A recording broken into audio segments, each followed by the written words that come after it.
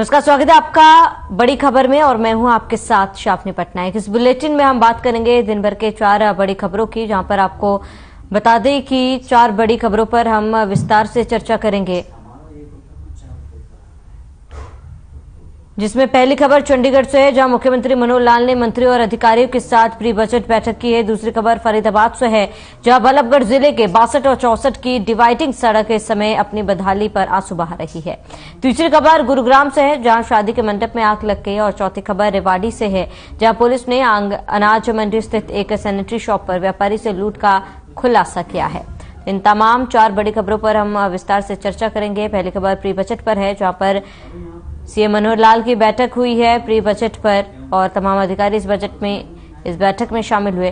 दूसरी खबर, जहां पर एक सड़क अपने बदहाली का रोना रो रही है, जहां पर यहां पर लोग अपनी जान जोखिम में डालकर सड़क पार करने में मजबूर है। और वहीं शादी का एक मंडप में आग लग गई, जिससे अफरा तफरी का माहौल बन गया। वहीं व्यापारी से लूट हुई थी, जिसका पुलिस ने खुलासा करते हुए लुटेरों को धर दबोचा है। इन तमाम खबरों पर हम विस्तार से चर्चा करेंगे। और पहली खबर प्री बजट पर होगी, जहां पर आपको बता दें कि प्री बजट पर मनोहर लाल ने बैठक की है और इस बैठक में बजट पर चर्चा की गई है, क्योंकि बजट सत्र की शुरुआत 1 मार्च से होगी और उससे पहले प्री बजट बैठक सीएम मनोहर लाल द्वारा आज की गई। तमाम विभाग के अधिकारी मौजूद हैं और ये जानेंगे कि प्री बजट बैठक में क्या कुछ महत्वपूर्ण बातें सरकार की तरफ से की गई है। वहीं सड़क बदहाल है और कई समय से इस सड़क की मरम्मत नहीं हो पाई, जिसकी वजह से लोग अपनी जान जोखिम में डालकर सड़क को पार करें। जगह जगह पर गड्ढे बने हुए हैं, लेकिन प्रशासन चैन की नींद सो रहा है। प्रशासन की कोई भी यहां से कोई भी अधिकारी नहीं पहुंचा, इस सड़क की ओर किसी का भी ध्यान नहीं गया। वहीं शादी के एक मंडप में भीषण आग लग गई, जिससे मंडप स्वाहा हो गया। यह आग कैसे लगी, इस पर भी हम विस्तार से चर्चा करेंगे। वहीं व्यापारी से एक लूट की गई थी सैनिटरी शॉप में, ये लूट की वारदात को अंजाम दिया गया था, जिसके बाद पुलिस ने इसका खुलासा करते हुए तमाम आरोपियों को पकड़ा है।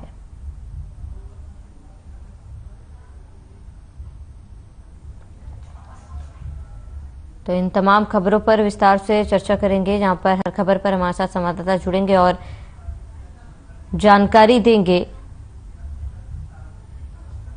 तो आज मंत्रियों और अधिकारियों के साथ प्री बजट पर बैठक हुई है और बैठक पर कई अहम मुद्दों पर चर्चा की गई, जहां पर अपनी जान जोखिम में डालकर आपको बता रहे हैं प्री बजट पर बैठक को लेकर चर्चा की गई। वहीं दूसरी खबर सड़क की बदहाली पर। तो शुरुआत करेंगे पहली बड़ी खबर से। हरियाणा के मुख्यमंत्री मनोहर लाल ने मंत्रियों और अधिकारियों के साथ प्री बजट बैठक की। बैठक में सीएम ने मंत्रियों और अधिकारियों से बजट पर सुझाव लिया। हरियाणा निवास में हुई इस बैठक में मुख्यमंत्री मनोहर लाल और तमाम अधिकारी मौजूद रहे। बैठक में हरियाणा बजट 2023 पर मंथन किया गया। इस बैठक में पिछले साल के बजट की घोषणाओं का भी रिव्यू हुआ है। बैठक से पहले कृषि मंत्री जेपी दलाल ने कहा है कि इस बार लोकसभा की तर्ज पर हरियाणा में 2 हिस्सों में बजट सत्र होगा। उनकी प्राथमिकता रहेगी कि किसानों को ज्यादा से ज्यादा बजट दिया जाए। वहीं हरियाणा के परिवहन मंत्री मूलचंद शर्मा ने कहा है कि हरियाणा बजट 2023 को लेकर सुझाव मांगे जा रहे हैं। हर मंत्री मुख्यमंत्री मनोहर लाल को अपने विभागों से जुड़े सुझाव देंगे। उन्होंने बताया कि इस बार बजट में नई बसों को खरीदने का भी प्रावधान बनाकर लाए। प्री बैठक में पहुंचे पंचायत मंत्री देवेंद्र बबली ने कहा कि बैठक में सभी लोग मिलकर सुझाव देंगे ताकि अच्छा बजट तैयार किया जा सके।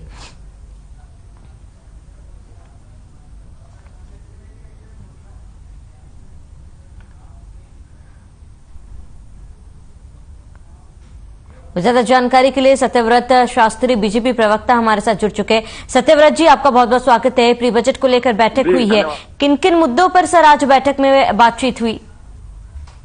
देखिए जी, ये एक पिछले कई साल से माननीय मुख्यमंत्री मनोहर लाल जी ने एक व्यवस्था खड़ी की है कि बजट हम सब लोगों के लिए है, समाज के सब वर्गों के लिए है। इसलिए उसके ऊपर चर्चा सबसे होनी चाहिए। अब सबको ध्यान भी होगा कि पिछले वर्ष भी और उससे पिछले वर्ष भी सामान्य जनता से भी और अधिकारी और यहाँ तक कि विपक्ष के विधायक और बाकी सब विशेषज्ञ लोगों से बजट के ऊपर चर्चा करने की एक परंपरा शुरू की है। मैं समझता हूँ कि बहुत अच्छी परंपरा है, जिसको इस बार भी माननीय मुख्यमंत्री जी ने कंटिन्यू किया है। और इसका बड़ी विशेष बात यह है कि बजट के अंदर घोषणा के बाद उसका इंक्लिनेशन कितना हुआ, बजट कितना लगा, कितनी था, तो उसके बाद एक समीक्षा के रूप में ये भी होता है कि भाई पिछली बार हमने इतना बजट दिया, वो खर्च हो पाया, नहीं हो पाया, या वो कम पड़ा तो और ज्यादा, तो उसको सब व्यवस्थाओं को देखकर जनता के सामने भी ये बात रहनी चाहिए पारदर्शी तरीके से कि क्या हमने किया, सोचा था, क्या साल भर में हमने किया। कई बार बजट बहुत बड़ा अलर्ट हो जाता है और वो खर्च होता नहीं, तो अधिकारियों की वो है या आवश्यकता नहीं थी, या इन सब विषयों पर चर्चा जब जन सामान्य से होकर आगे बढ़ते हैं तो निश्चित रूप से हरियाणा की जनता को उसका लाभ मिलता है। और उसी क्रम में मुझे ये कहना कि उसी क्रम में ये व्यवस्था रखी गई है और अभी और भी बाकी लोगों से इस विषय में चर्चा, परामर्श, सुझाव मांगे जाएंगे, ऐसी सरकार की योजना है। जी सत्यव्रत जी, क्योंकि देखिए बैठक इस बार कहा जा रहा है कि 2 सत्र में बांटे जाएंगे बजट सत्र जो है, ऐसे में इस बार सरकार की तरफ से ये जो बजट जारी की जाएगी उसका मुख्य फोकस जो है वो किस पर रहेगा? किसानों पर तो रहेगा ही, इसके अलावा किस पर रहेगा, किस विभाग में ज्यादातर रहेगा? देखिए, 2 चीजें जो केंद्र सरकार का जो बजट पेश किया है उसकी छाया हरियाणा के बजट को दिखाई देगी। युवा, नए उद्यमी, कृषि, मजदूर और गरीब के आवास के ऊपर ज्यादा फोकस रहेगा। नए उद्यमियों को उद्यम में सरकार के द्वारा ऋण मुहैया और उनको उचित व्यवस्था के लिए जो इंफ्रास्ट्रक्चर की जरूरत पड़ेगी उनके ऊपर फोकस रहने वाला है। हरियाणा तेज गति से बढ़ने वाली अर्थव्यवस्था में देश के लिए सहयोगी है। यहाँ बड़ी संख्या में लोग उद्योग लगाने के लिए आते हैं। उन उद्योगों में हरियाणा की युवा की भूमिका क्या हो सकती है, उसके ऊपर भी फोकस इस विषय पर रहने वाला है। जी सत्यव्रत जी बने रहिए हमारे साथ, लौटूंगे आपके पास। वहीं विजय कौशिक कांग्रेस प्रवक्ता हमारे साथ जुड़ चुके हैं। विजय जी, आपका बहुत बहुत स्वागत है, क्योंकि बजट सत्र जल्दी शुरू होने जा रहा है और ऐसे में क्या लगता है आम जनता को इस बार बजट से क्या उम्मीदें हैं? क्या कुछ खास इस बार बजट में रह सकता है? इसके साथ ही आम जनता क्या उम्मीद लगाए बैठी है? देखो, जनता को इनके बजट से कोई उम्मीद नहीं है। हाँ, भारतीय जनता पार्टी को जरूर उम्मीदें हैं इस बजट से कि बजट में इनके जुमले, झांसे, ये कितना जो है जनता को बेवकूफ बना पाएंगे। तो ये इस बात की उम्मीद कर रहे हैं कि इनके जुमलों में जनता जो है बह जाए, लेकिन मुझे नहीं लगता कि इनके जुमलों से जनता अब फंसने वाली है। वैसे भी हरियाणा के हालात बहुत खराब होते जा रहे हैं, चाहे उद्यमियों की बात हो, चाहे इंफ्रास्ट्रक्चर की बात हो, चाहे भ्रष्टाचार की बात हो, चाहे हरियाणा पर बढ़ रहे कर्ज की बात हो। हर मोर्चे पर हरियाणा की सरकार फेल है और मुझे नहीं लगता कि जनता को ये कोई राहत देने की बात करेंगे या सोच है इनकी, क्योंकि पहले ही टैक्सों की मार इतनी बढ़ती जा रही है। तो मुझे नहीं लगता कांग्रेस पार्टी की तरफ से कि ये कुछ राहत देने वाले हैं या राहत मिलेगी। ठीक है, विजय जी बने रहे हमारे साथ। सत्यव्रत जी बीजेपी प्रवक्ता लगातार हमारे साथ बने हुए। सत्यव्रत जी, हमने सुना कांग्रेस प्रवक्ता को, जहां पर उन्होंने कहा कि सरकार से बहुत कम उम्मीदें हैं, जनता को इस बार कोई राहत जो है इस बार के बजट से नहीं मिलेगी। देखिए, राहत और रेवड़ियों के लिए तो मैंने केंद्र के बजट पर भी कहा था कि रेवड़ियों की आशा और लोगों को इसके लिए तैयार करने की परंपरा कम से कम भारतीय जनता पार्टी समाप्त कर रही है। लेकिन उसके बावजूद जिस वर्ग को जिस चीज की आवश्यकता है, गरीब को भोजन, कपड़ा, मकान मिले, बेरोजगार को रोजगार मिले, वृद्धों को सम्मान मिले, भ्रष्टाचार पर अंकुश हो, जरूरतमंद लोगों को हर वो चीज मिले, और बजट कुछ लेना और कुछ देना होता है, उसी को एडजस्ट करने की एक विधा इसके माध्यम से दिखाई देती है। तो साल भर की समीक्षा और योजना के माध्यम से पता चलता है कि किस वर्ग के पास अधिक हो गया, किस वर्ग के पास अभी आवश्यकता है जिसको और देने की। तो इसको संतुलन बनाने के लिए बजट पेश किया जाता है। और कांग्रेस की जिस प्रकार की नीतियां देश के बजट के प्रति रही है, वो चुनावी बजट कौन सा होगा, सालाना बजट कौन सा होगा, उनके लिए, मेरे के लिए बजट कब होगा, आपके लोगों के लिए बजट कब होगा, इस थ्योरी पर जो देश ने 50-60 साल तक देखा, उससे देश की कहीं कोई प्रगति, कोई विकास, कोई एक मजबूत नींव रखी नहीं गई। और इसीलिए उनको जनता ने नकारा।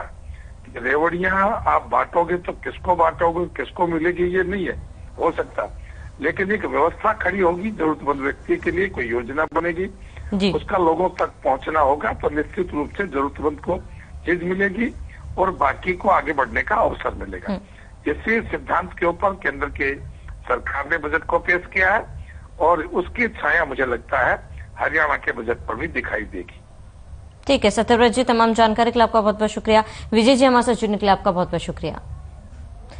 तो बल्लभगढ़ जिले के 62 और 64 की डिवाइडिंग सड़क इस समय अपनी बदहाली पर आंसू बहा रही है और इसी रोड पर हजारों वाहनों की आवाजाही होती है। आलम यह है कि सड़क पूरी तरह से जगह जगह से टूटी हुई है। सड़क पर करीब 1.5 से 2 फुट के गड्ढे में बने हुए हैं, जिसके कारण न केवल वाहन चालकों को परेशानी होती, यहां रहने वाले लोगों का कहना है कि टूटी हुई सड़क के कारण दिन भर धूल उड़ती है और आए दिन दुर्घटनाएं भी होती रहती है। बता दें कि हरियाणा शहरी विकास प्राधिकरण की तरफ से इस रोड को बनाने के लिए कई बार शिकायतें भी की गई, लेकिन पिछले कई सालों से लोगों का यहां से निकलना मुश्किल हो चुका है।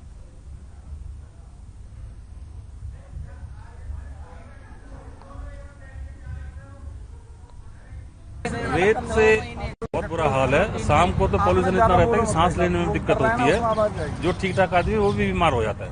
गाड़ियां टकराती हैं, स्कूटर की गाड़ी की टक्कर होती है, तीसरे दिन एक्सीडेंट होता है इधर। ये मास्ट लाइट है इधर, पिछले मई के महीने, लास्ट ईयर मई से खराब पड़ी है।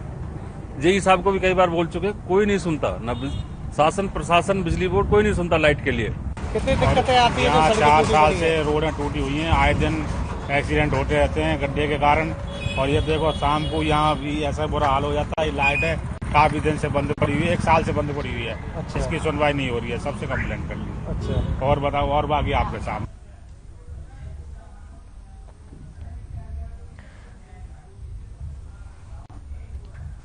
मुझे ज्यादा जानकारी के लिए संजय गुप्ता संवाददाता हमारे साथ जुड़ चुके हैं। संजय, क्या कुछ पूरी जानकारी, क्योंकि लंबे समय से ये सड़क जो है बदहाली का रोना रो रही है, ऐसे में क्या कारण है जिसकी वजह से ना किसी अधिकारी का ना प्रशासन की तरफ से इस ओर कोई सूद लिया गया? बिल्कुल श्रावणी, देखिए ये जो एरिया है ये बल्लभगढ़ विधानसभा है, जो कि मूलचंद शर्मा है, कैबिनेट मंत्री हैं हरियाणा सरकार में, प्रभावशाली नेता माने जाते हैं। बावजूद इसके जो इस सड़क का हाल है वो इस सड़क का ही नहीं, फरीदाबाद की जो तमाम सड़कें हैं, हम बात करें हम सारण रोड की या हम बात करें हम खेड़ी रोड की, जो भी मझावली पुल को कनेक्ट करने वाली है। इसके अलावा एक विशेष बात मैं श्रावणी अपने दर्शकों को बताना चाहूंगा कि फरीदाबाद में सूरजकुंड मेला लग रहा है। सूरजकुंड मेले का जो रोड है, जो फरीदाबाद से दिल्ली को कनेक्ट करता है और सूरजकुंड होके जाता है, उस रोड को बनाने की घोषणा लगभग 3 महीने पहले ग्रीवेंस कमेटी की मीटिंग के बाद में फरीदाबाद में मुख्यमंत्री ने घोषणा की थी। बावजूद इसके जो अधिकारी हैं उन्होंने उस रोड की ना कोई मरम्मत की, ना उस पर कोई चेपियां लगाई, ना उस सड़क का निर्माण किया। और जिस सड़क के विषय में संदर्भ में हम लोग खबर दिखा रहे हैं, यह एरिया पंडित मूलचंद शर्मा का है और वो लगातार नालियों का, सड़कों का लगातार शुभारंभ कर रहे हैं, नारियल फोड़े जा रहे हैं। लेकिन जिस तरीके से ये सड़क अनदेखी का शिकार है, लोग उपेक्षा का शिकार हैं, लोग लगातार शिकायतें कर रहे हैं, सभी विभागों में जा रहे हैं, बावजूद इसके सड़क का नहीं बन पाना दुर्भाग्यपूर्ण है। जी श्रावणी। ठीक है संजय, तमाम जानकारी के लिए आपका बहुत बहुत शुक्रिया। खबर गुरुग्राम से, जहां शादी के मंडप में आग लग गई, वही मामले की सूचना मिलते ही मौके पर पहुंची दमकल विभाग की टीम ने कड़ी मशक्कत के बाद आग पर काबू पाया। हालांकि इस हादसे में किसी भी प्रकार का जानमाल नुकसान नहीं हुआ, लेकिन लाखों करोड़ों का बैंक्वेट हॉल जो है वो पूरी तरह से तबाह हो चुका है। बैंक्वेट हॉल बुरी तरीके से तबाह, और ये तस्वीरें आपको दिखा रहे हैं शादी के मंडप में किस तरीके से आग लगी।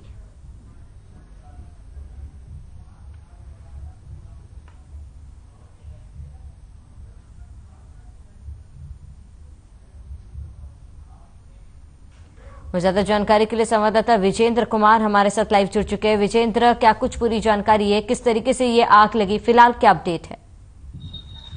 देखिए, जिस तरह से शादियों का सीजन लगातार चल रहा है और ये जो पूरी घटना है गुरुग्राम के माता रोड की घटना है, जहाँ पर बहुत सारे वेंकट हॉल है, ये शुभ वाटिका है जिसमें पूरी घटना जो लगभग आपको बता दें कि लगभग 5 से 5:15 बजे की एक घटना बताई जा रही है, जिस वक्त शादी के मंडप से चिंगारी भड़की और उसके बाद जैसे ही दमकल विभाग को फोन किया गया, दमकल विभाग बड़ी मशक्कत के साथ वहां पर पहुंचा और लगभग जिस तरह से हमने बात की, जो फायर ऑफिसर थे उनका कहना था कि 5:23 पर लगभग जब सूचना मिली तो मौके पर हम पहुंच गए थे और उसके बाद बड़ी मशक्कत के बाद आग पर काबू पा लिया गया। लेकिन सबसे बड़ा सवाल है कि जिस तरह से मंडप में वहां से चिंगारी भड़की और चिंगारी भड़कते भड़कते पूरे मंडप के आसपास जो पूरी वाटिका थी उसको बिल्कुल अपनी आगोश में ले लिया और बताया जा रहा है कि काफी बड़ा ये नुकसान है। लेकिन गनीमत रही कि जानी नुकसान की कोई घटना सामने नहीं आई। इतना जरूर है कि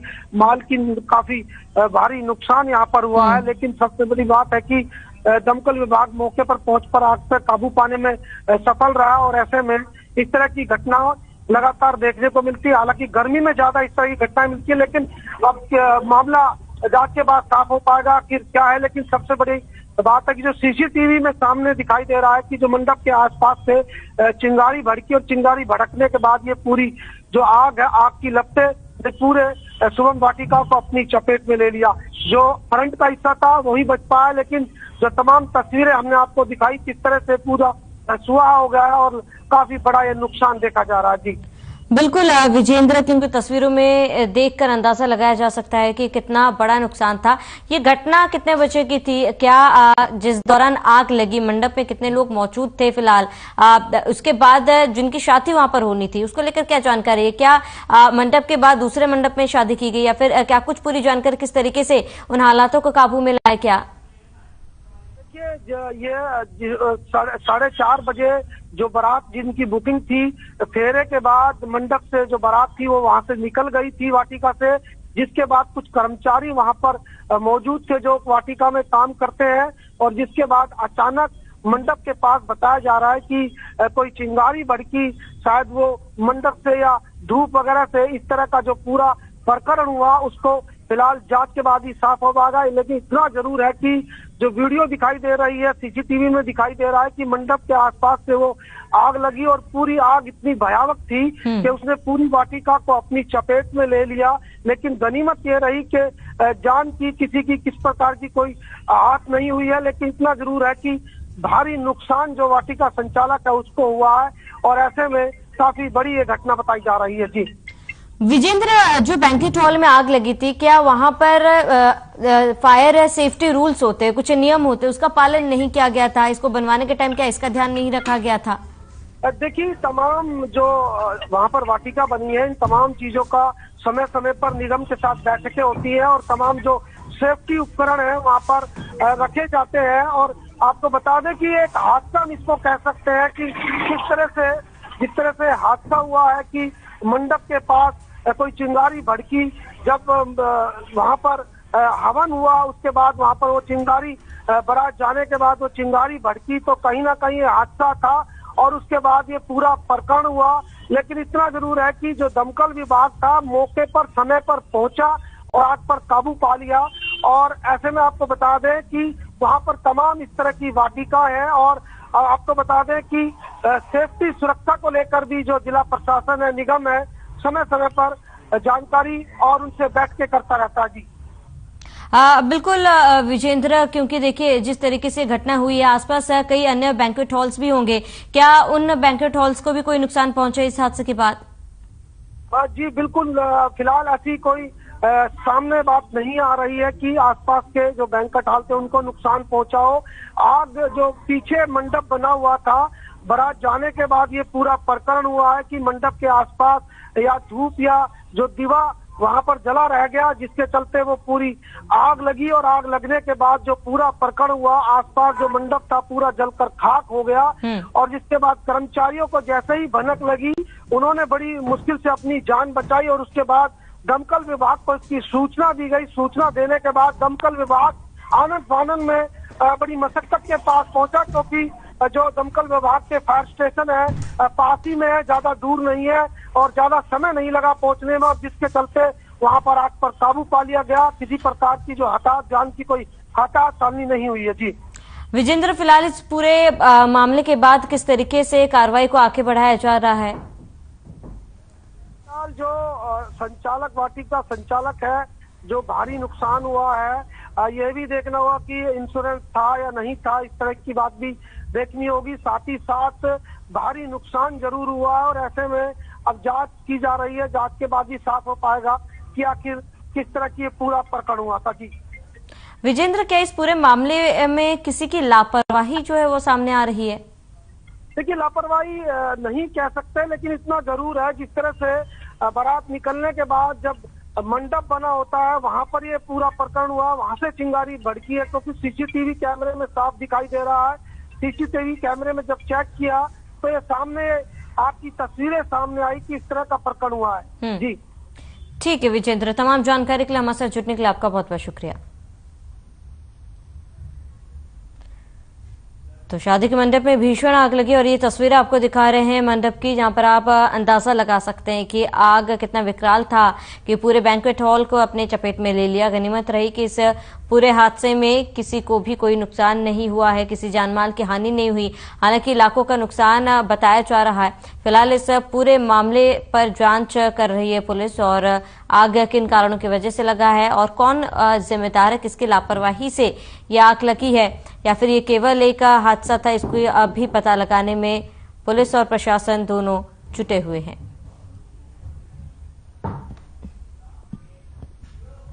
रेवाड़ी पुलिस के बड़ी सफलता हाथ लगी। पुलिस ने अनाज मंडी स्थित एक सैनिटरी शॉप पर पहली मंजिल पर रह रहे व्यापारी से लूट का खुलासा किया है और 3 आरोपियों को पुलिस ने इस पूरे मामले पर धर दबोचा, जबकि 2 अन्य अभी भी फरार चल रहे हैं।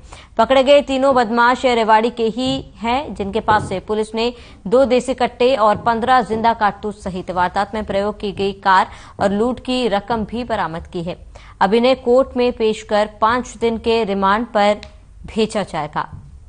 तो रेवाड़ी पुलिस को एक बड़ी सफलता हाथ लगी, जहां पर लूट की वारदात को अंजाम देने वाले 3 शातिर बदमाशों को पुलिस ने गिरफ्तार कर लिया। बता दें कि बीते दिनों एक सैनिटरी शॉप में इन तीनों बदमाशों ने डकैती की थी और लूट की वारदात को अंजाम दिया था, जिसके बाद लगातार पुलिस इन तीनों आरोपियों की तलाश में जुटी हुई थी और अब पुलिस को एक बड़ी सफलता हाथ लगी, जहां पर 3 बदमाशों को पुलिस ने गिरफ्तार किया और पुलिस ने तीनों बदमाशों के साथ एक कारतूस भी और एक गन भी बरामद की है और फिलहाल इन तीनों को गिरफ्तार कर कोर्ट में पेश कर आगे की कार्रवाई की जाएगी। तो रेवाड़ी पुलिस को एक बड़ी सफलता हाथ लगी, जहां लूट की वारदात का पुलिस ने खुलासा करते हुए 3 बदमाशों को पकड़ा और उनकी गिरफ्तारी के बाद आगे की कार्रवाई में पुलिस जुटी हुई है।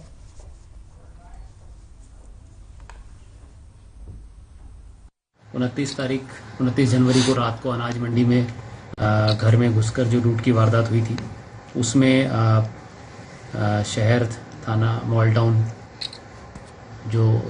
थाने की पुलिस है और सीआईए रेवाड़ी की टीम है, उनके द्वारा जो है इसमें जो आरोपी शामिल थे उनको आइडेंटिफाई करके और कुल अब तक जो 5 आरोपी इसमें आइडेंटिफाई हुए हैं, उसमें से 3 आरोपियों को गिरफ्तार कर लिया गया है और जो वारदात उन्होंने की थी उसको उन्होंने उसमें कबूल लिया है।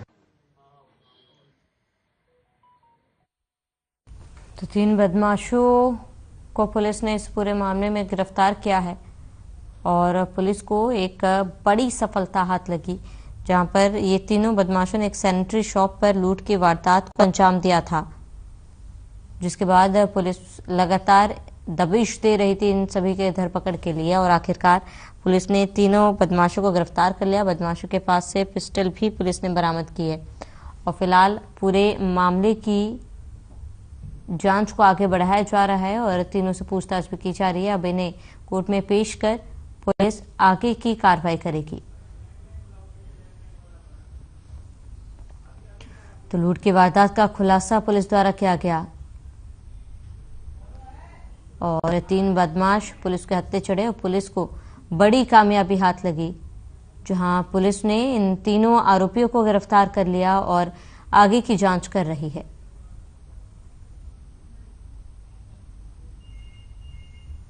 तो रेवाड़ी पुलिस को एक बड़ी सफलता, लूट की वारदात का खुलासा करते हुए पुलिस ने 3 आरोपियों को गिरफ्तार किया है और फिलहाल पूरे मामले की जांच में जुटी हुई है।